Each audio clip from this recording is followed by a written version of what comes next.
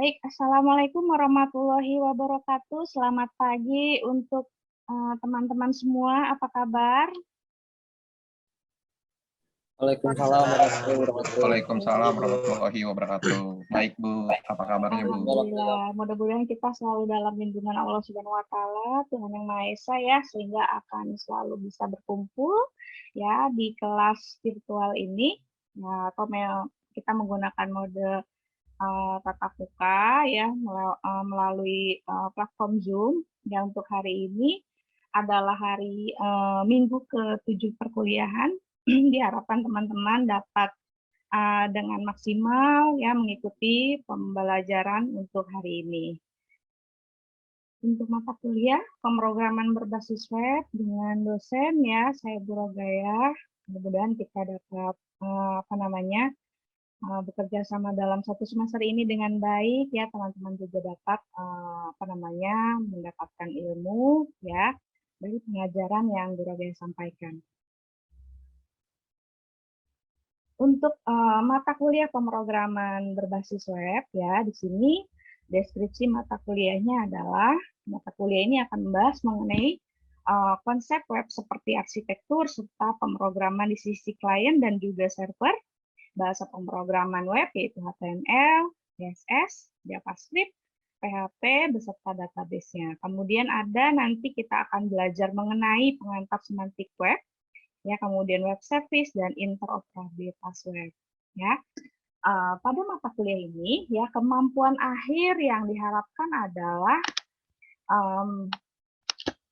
mahasiswa dapat memahami konsep pemrograman PHP, ya, karena pada saat ini kita berada di minggu ke-7, ya sudah masuk ke dalam mata capaiannya adalah pemrograman PHP dan juga database. Kemudian untuk pertemuan kali ini, ya, materi pembelajaran yang akan kita bahas adalah mengenai konsep database pada PHP. Kemudian dengan mode perkuliahan, kebetulan hari ini, ya, alhamdulillah kita dapat bertatap muka, gitu kan ya, walaupun tetap maya, secara sinkronus, ya. Di sini ada 7 pertemuan.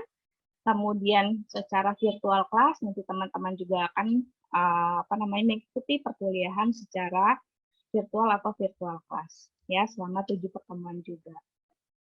Kemudian untuk metode pembelajaran ya, ceramah dan juga diskusi yang akan kita lakukan hari ini ya, mudah-mudahan dapat berjalan dengan baik sehingga kita dapat mencapai indikator pembelajaran yaitu dapat menjelaskan konsep database pada PHP dan juga dapat mendeskripsikan konsep database pada PHP. Selanjutnya, nah, untuk sekedar mengingatkan, ya dari awal sudah kita bahas juga bahwa penilaian daripada mata kuliah pemrograman berbasis web adalah yang pertama, ya ada komponen nilai UTS, ya dan nilai V-class yang biasanya digabung, ya. Kemudian komponen di sini adalah kehadiran dengan bobot 10%, keaktifan dengan bobot 10%, kuis dengan bobot 10%, tugas dengan bobot 20% dan juga UTS ya memiliki bobot paling besar yaitu 50%. Jadi di sini Bu Rogaya mengingatkan kembali untuk teman-teman ya jangan sampai melewatkan untuk membuat tugas dan juga tetap belajar ya untuk nanti persiapan di UTS-nya agar nilainya maksimal.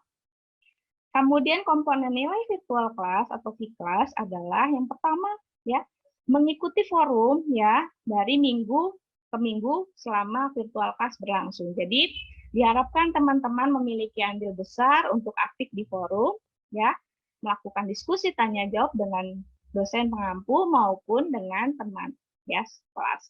Kemudian yang kedua yang paling penting adalah rajin mengikuti pelatihan, ya, yaitu melatih diri sendiri ya di rumah untuk membuat aplikasi ya yang sesuai dengan waktu itu kita sudah pernah diskusikan ya, yaitu nanti produk atau keluaran daripada materi kita ya atau mata kuliah yang kita pelajari yaitu dapat membuat sebuah halaman website.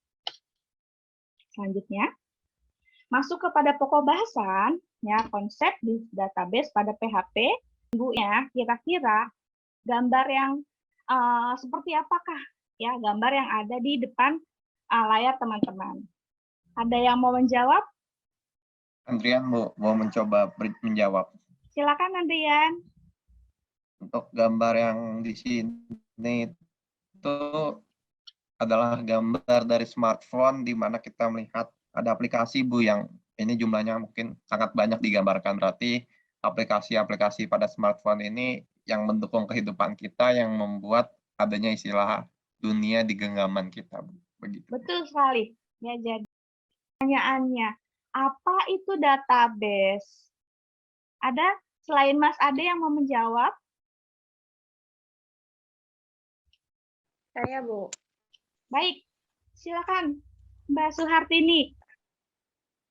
Ya, database itu kumpulan data yang disimpan secara sistematis dan terorganisir di dalam komputer dan bisa diolah menggunakan software, Bu. Betul ya. Gitu, Bu. Jadi database seperti itu yang tadi Mbak Suhartini bilang ya, di mana dengan adanya database sebagai wadah gitu kan ya, kita punya data nih. Kalau dulu mungkin penyimpanan data secara tradisional seperti apa saja kekurangan aplikasi tanpa database, kira-kira seperti tadi. Kalau kita tidak menggunakan database ya, berarti akan terjadi apa gitu kan ya. Nah, ini menyimpan data dalam file biasa memiliki banyak keterbatasan gitu kan ya, kalau kita tidak menggunakan database tadi. Kemudian pencarian data menjadi lebih sulit, betul atau tidak? Betul ya. Kalau tidak ada database, kita mau cari data itu harus apa? Harus kita cari satu persatu gitu kan ya. Kalau kita simpan di dalam folder, maka kita harus apa? Harus cari ya, dan juga mengingat di mana kita menyimpan file tersebut ya, seperti itu. File biasa juga tidak memiliki kemampuan untuk mengolah data, misalnya menghitung total nilai, rata-rata dan sebagainya. Ya, jadi itu salah satunya. Kemudian adanya keterbatasan untuk mengendalikan akses terhadap data. Penggunaan database, ya, operasi data dalam database umumnya mengikuti pola yang sama, yaitu melalui rangkaian langkah sebagai berikut. Yang pertama, membuka sambungan dengan database server, ya. Jadi di pertemuan-pertemuan sebelumnya kita pernah membahas tentang bagaimana server berhubungan dengan klien gitu kan ya, atau sebaliknya ya, di mana ada yang disebut dengan HTTP respon ya, masih ingat ya. Nah, itu jadi membuka sambungan terlebih dahulu gitu kan ya, kemudian memilih dan membuka database yang diinginkan ya, masih ingat ya, kemudian mengirim perintah untuk mengambil, mengubah atau menghapus data, kemudian mengakses hasil pengambilan data, dan yang terakhir harus apa? Mengakhiri sambungan database dengan SQL. Ya, dalam bahasa SQL, pada umumnya informasi tersimpan dalam tabel-tabel yang secara logik merupakan struktur dua dimensi yang terdiri dari baris, ya, kemudian dan juga kolom, ya, yang disebut dengan kolom atau field. Ya, sedangkan dalam sebuah database dapat terdiri dari beberapa. Kita butuh DBMS, butuh gitu kan ya. Tapi kita tahu dulu gitu kan ya, sebelum masuk ke dalam DBMS, apa sih, ada hubungan apa antara database dengan DBMS? Kira-kira ada yang tahu DBMS itu seperti apa? Ada yang mau berpendapat? Saya coba ingin menjawab, Bu. Silakan Mas Hosea. DBMS sendiri merupakan kependekan dari Database Management System. DBMS itu adalah sebuah software yang dirancang khusus untuk menghubungkan database dengan pengguna agar proses pengelolaan data dapat berjalan dengan baik, Bu. Baik, ya. Kira-kira itu ya kegunaannya si DBMS. Ya, jadi antara DBMS dengan database itu sangat berhubungan gitu ya. Tidak akan ada database gitu kan ya yang dapat diakses ketika kita tidak punya si DBMS-nya tersebut gitu ya. Contoh daripada DBMS, baik, sebelumnya terima kasih Mas Hosea atas pendapatnya.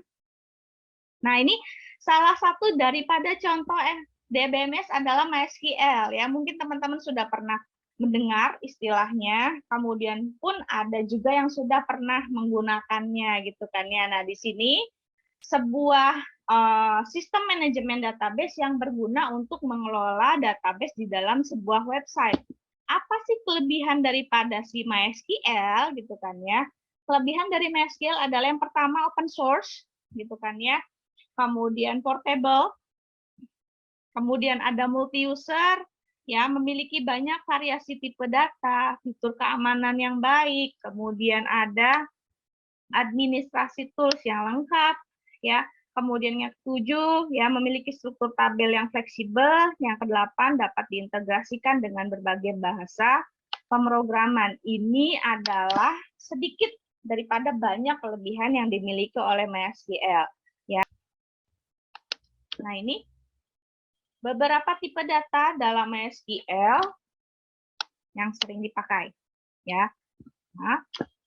Nah, ini tipe data. Yang pertama ada integer, kemudian jangkauannya mulai dari angka yang tertera di dalam layar, ya, kemudian float, angka pecahan, kemudian date, merupakan keterangannya adalah tanggal dengan format yang dapat kita sesuaikan, kemudian date time, ada tipe data char, ya, atau karakter, kemudian varchar, kemudian ada blob dan juga long blob.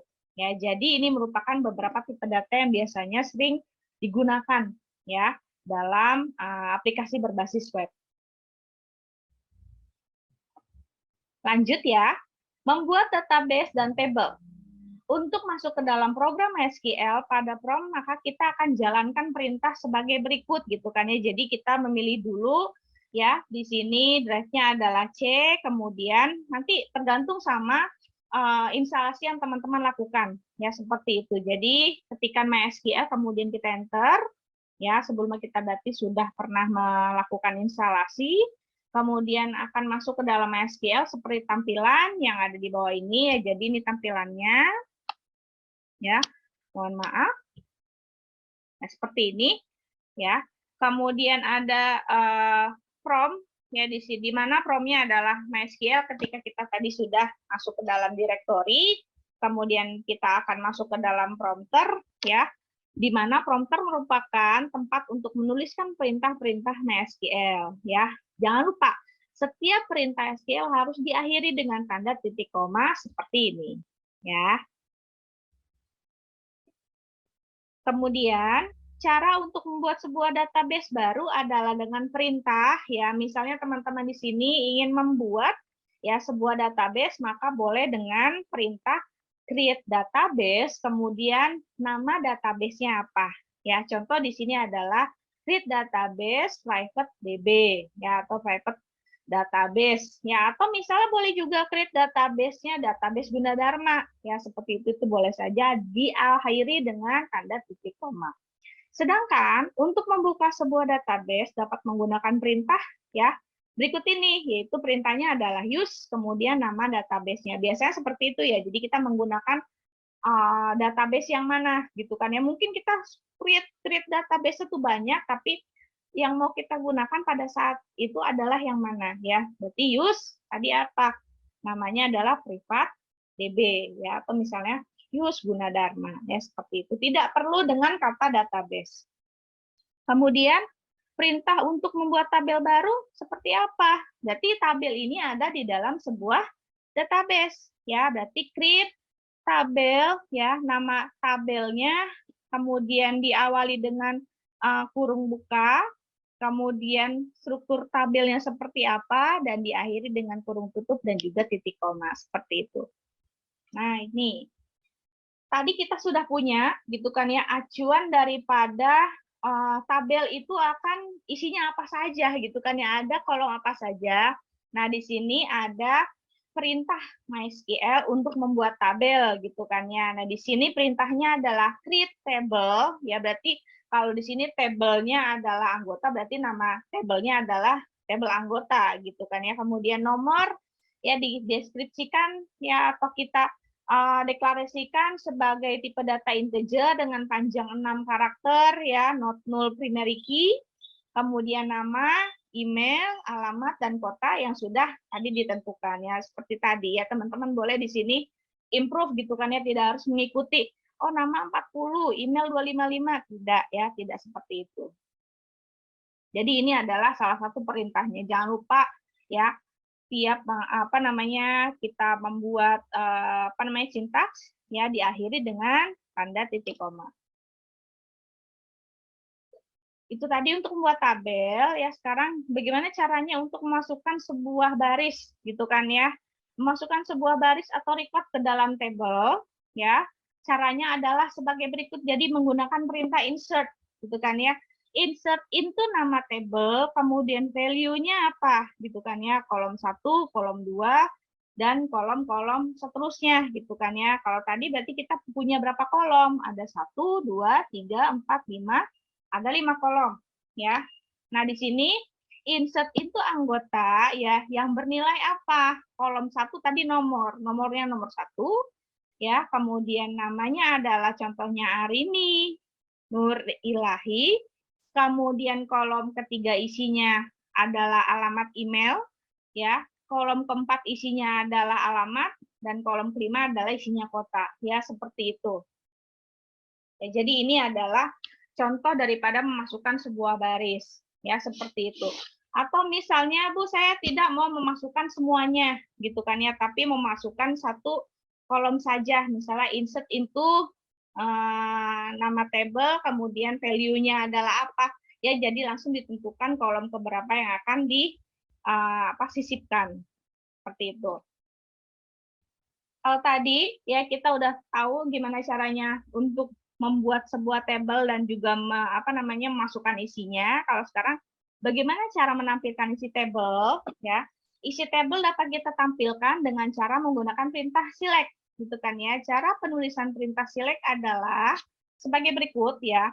Select nama kolom ya, kemudian from nama tabelnya. Nah, di sini apa kira-kira? Saya mau select ya.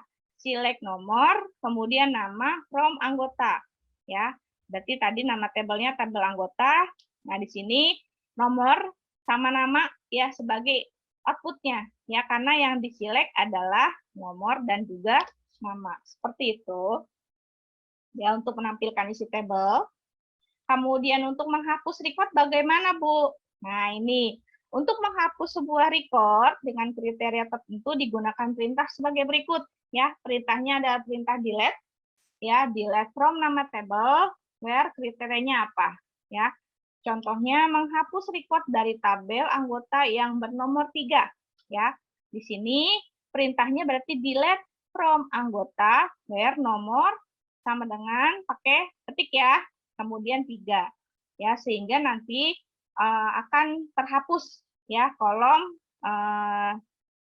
oh iya, maaf, bukan kolom tapi baris ya yang memiliki keterhubungan dengan nomor 3. Kemudian memodifikasi record ya, untuk memodifikasi atau merubah isi record ya, kita dapat menggunakan perintah update dengan sintaks update nama table, set kolom 1 sama dengan nilai baru, kemudian koma kolom 2 sama dengan nilai baru. Kriterianya apa? Contohnya merubah email dari anggota yang bernomor 12 menjadi supri@yahoo.com ya dalam tabel anggota. Nah, di sini caranya adalah update anggota ya, tidak perlu pakai update table tapi langsung saja update anggota, set email ya, emailnya adalah apa? Ya, kalau di sini tadi disuruh merubah email ya, dari apa gitu kan ya. Sini supri@yahoo.com where nomor yang tadi ya. Nah, biasanya penggunaan where itu selalu merujuk pada yang tadi ya, yang disebut dengan primary key-nya. Jadi kita langsung aja menuju kepada primary key-nya. Kalau misal where nama, bisa jadi nama tuh sama ya, kayak di sini, di kelas ini ada Ade Kurniawan 2, gitu kan ya. Nah, lu ini adik yang mana nih? Jangan sampai kita salah merubah gitu kan ya. Merubah isi record-nya. Jadi seperti itu. Nah, ini ya, yang paling penting adalah dapat menghubungkan antara PHP dengan MySQL, gitu kan ya. Kalau teman-teman kemarin sudah Bu Roge tugaskan untuk membuat ya tampilan registrasi dan juga login menggunakan perintah PHP ya. Nah, minggu depan gitu kan ya, untuk yang tidak Bu Roge panggil hari ini ya. Nah, itu boleh mencoba gitu kan ya, mencoba untuk menghubungkan bagaimana sih keterhubungan antara PHP dan MySQL gitu kan ya, agar script PHP yang kita buat dapat berhubungan dengan database yang kita buat tadi gitu kan ya, sehingga dapat dijalankan programnya seperti itu. Ya, jadi di sini ada file, kita membuat file utama ya .php, kemudian di sini ada function untuk membuka koneksi seperti tadi di awal bahwa kita buka dulu koneksinya gitu kan ya. Kemudian kita tuliskan di sini username-nya apa, kemudian password-nya apa ya. Kemudian nama database-nya tadi adalah private DB, berarti kita kalau misalnya Bu, saya membuat database dengan nama misalnya anggota gitu kan ya, bukan anggota deh Bu, Gunadarma misalnya, ya sudah, berarti database name-nya adalah database Gunadarma, tuliskan saja di situ Gunadarma ya. Kemudian linknya adalah mysql_connect ya, koneksi kepada host, username sama password ya. Jadi bagaimana caranya agar dapat membaca gitu kan ya, tadi koneksinya ya, kemudian datanya ada atau tidak. Ketika tidak ada data gitu kan ya, atau hubungannya tidak ada hubungan gitu kan ya, tidak terkoneksi dengan database, maka teman-teman wajib ya memberikan informasi bahwa database tidak dapat dihubungkan seperti itu. Mungkin masalahnya adalah satu ya, database tidak ada gitu kan ya, atau gitu kan ya, tidak ada koneksi internet. Misalnya seperti itu. Ya, jadi itu adalah cara atau script untuk menghubungkan antara PHP dengan MySQL ya, seperti itu. Baik. Ya, kemudian membuat tabel di PHP ya, nanti kita bisa lihat ada teman kita yang akan mendemonstrasikan. Ya, jadi di sini ada username, kemudian password dan juga database seperti apa ya. Kemudian di sini kita dapat menuliskan script yang tadi bahwa kita memiliki kolom terdiri dari kolom apa saja tadi? Kolom nomor gitu kan ya, nama, kemudian email, kemudian ada alamat dan juga ada kota. Kalau sekarang mungkin beda ya. Jadi ini boleh teman-teman coba juga seperti itu. Jangan lupa selalu ada penentuan primary key. Ya, primary key-nya yang mau dijadikan primary key adalah apa? Ya, kolom ID kah gitu kan ya.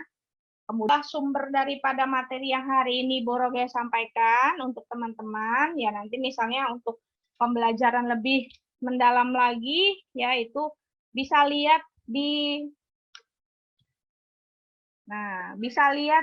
di materinya Ibu Suryorini Widodo gitu kan ya. Ini boleh kalian klik ya, kemudian dia menggunakan referensi berupa buku gitu kan ya, ada 3 buku, boleh teman-teman nanti coba cari bukunya ya. Oke, itu sekian dari Bu Rogaya ya untuk presentasi atau pemaparan materi untuk tadi konsep database pada PHP. Nah, oke. Selanjutnya adalah seperti biasa gitu kan ya. Kalau kemarin tugasnya adalah bagaimana sih caranya membuat tampilan menggunakan PHP untuk tampilan registrasi dan juga login ya. Kemudian coba untuk kita koneksikan ke database. Ya, ini ada Haris yang sudah berhasil membuat koneksinya. Kepada Mas Haris, Bu Rogaya persilakan. Ya baik, Bu. Jadi pada langkah awal untuk pengkoneksian antara MySQL dengan PHP yang saya kerjakan dari tugas yang Ibu berikan. Jadi untuk pengoneksiannya seperti ini, Bu. Jadi saya menggunakan masih localhost, Bu, dengan database yang saya buat itu speed sensor, karena yang saya buat ini pengoneksiannya tentang alat yang berhubungan dengan kecepatan. Alasan utama saya menamakan itu. Dan pada pengoneksian tersebut, saya menggunakan function mysql_connect untuk mengoneksikan antara MySQL dengan PHP. Selanjutnya, agar alat tersebut terkoneksi dengan PHP dan MySQL tersebut, saya membuat program lagi nih, Bu. Jadi dengan include koneksi.php. Saya masukkan kembali yang tadi sudah saya jelaskan dengan menjelaskan apa sih nanti aja yang akan digunakan sebagai data tersebut. Jadi saya menggunakan sensor 1 dan sensor 2. Nah, sensor ini itu sensor LDR, Bu. Nah, jadi sama yang terakhir ini kecepatan. Kecepatan itu sendiri nanti akan menampilkan. Selanjutnya, SQL ini saya memasukkan tabel kecepatan yang saya buat pada database. Tapi itu berikut belum datanya. Jadi nanti datanya sendiri akan otomatis terisi karena program ini, Bu. Selanjutnya hasilnya saya menggunakan MySQL query. Jadi setelah sudah terkonek semua, nanti data akan terisi otomatis seperti ini ya, Bu. Dan hari sendiri juga udah menampilkan data tersebut, harus rubah dari yang database untuk webnya menjadi grafik garis. Untuk melakukan itu harus tampilkan. Sudah terlihat ya? Iya. Ini ada grafik garis speed sensor ya? Iya, benar, Bu. Jadi di sini apa namanya, kita ditampilkan sebuah grafik gitu kan ya, di mana terdapat kecepatan, kemudian di situ yang warna pink itu adalah apanya, Riz? Kalau boleh dijelaskan? Warna pink ini data yang telah didapat dari kecepatan itu, sensor Oh, itu. itu ya. Jadi datanya diubah menjadi grafik ya, Riz ya? Iya. Oke, biar baik. Memudahkan dalam melihat tuh. Iya, jadi lebih tervisualisasi gitu ya? Iya, benar, Bu. Oke, boleh. Iya, Bu. Ya, karena ketika kita membuat sebuah produk, keluarannya adalah produk itu sendiri dan juga ya poin paling pentingnya adalah bermanfaat. Betul, teman-teman? Ya. Jadi harus bisa bermanfaat apapun itu gitu kan ya. Bu Rogaya tahu teman-teman sudah semua mengerjakan tugas gitu kan ya, pasti produknya ya diharapkan mampu memberikan daya guna kepada orang lain ya, atau istilahnya adalah memiliki manfaat bagi orang lain. Baik, Mas Haris, terima kasih banyak untuk demonstrasinya ya. Tadi mudah-mudahan teman-teman menjadi lebih paham ya dari pemaparan singkat yang di materi Bu Rogaya. Kemudian tadi melihat singkat juga di program ya atau script yang Mas Haris buat gitu ya. Jadi ternyata ketika kita menggunakan PHP gitu kan ya, maka koneksi database-nya adalah seperti itu gitu kan ya. Untuk yang belum kebagian untuk presentasi hari ini ya, insya Allah kita bisa sharing ya untuk teman-teman yang lain dapat mempresentasikan hasil pekerjaan atau tugasnya. Baik, segitu aja mungkin Bu dari Haris. Ya, terima kasih banyak. Baik, pembelajaran untuk hari ini ya, Bu Rogaya cukupkan sampai di sini. Ya, jangan lupa ya, Bu Rogaya akan kirim materi pembelajaran selanjutnya, yaitu untuk minggu ke-8 ya. Diharapkan teman-teman tetap semangat belajar di rumah ya, tetap mau meluangkan waktu untuk mencoba hal baru ya. Paling penting adalah mau membaca. Terima kasih banyak untuk semuanya ya yang sudah memperhatikan Bu Rogaya dan juga teman-teman yang tadi sudah bertanya ya, membantu menjawab juga ya, dan juga mendemonstrasikan. Mudah-mudahan hari ini materi yang kita sampaikan ada manfaatnya. Amin amin ya robbal alamin. Tetap sehat di rumah ya, jaga tetap jalankan protokol kesehatan ya. Intinya itu saja. Wabillahi taufik wal hidayah. Wassalamualaikum warahmatullahi wabarakatuh. Selamat pagi semua. Waalaikumsalam warahmatullahi wabarakatuh. Selamat pagi. Terima kasih banyak, Ibu.